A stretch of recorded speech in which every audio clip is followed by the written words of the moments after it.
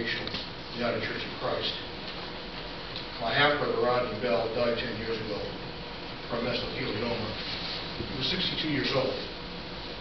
Rod told me that when he was a young man, just before he got out of the Navy, one of his last jobs was to cut up old Navy ships.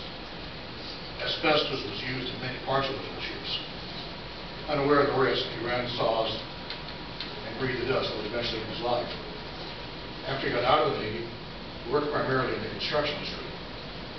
Asbestos was found in many of those jobs, and so he was exposed again and again.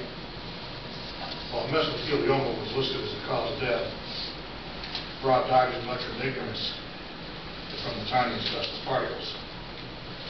My half-brother's death, like many others, was tragic because he endured much pain.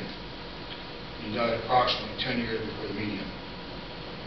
His early death was entirely unnecessary and completely preventable. It was a painful loss for his family, my family, and when his pain was over, the pain for many others was just beginning.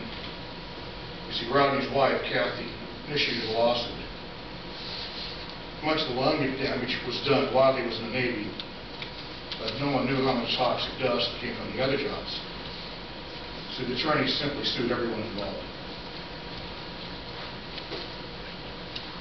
Some of the contractors sued were guilty of negligence. Many were not. Some contractors are just hard-working guys trying to get the job done. Some are doing jobs where no trace of asbestos was used whatsoever. But whether they were good or bad, careful or negligent, they were all sued anyway. This lawsuit, in turn, brought grief and expense to many others. And there were medical bills, big ones. Since my brother was broke and had no insurance, much of the medical bill was passed on to the county health system, the state, and taxpayers. I believe that the death, the pain, the lawsuits, the huge health care costs are all unnecessary.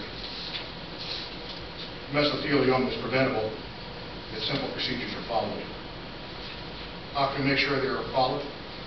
We need a website that identifies the few contractors who repeatedly violate these procedures and stop allowing them to endanger their employees and the health of the community. Thank you.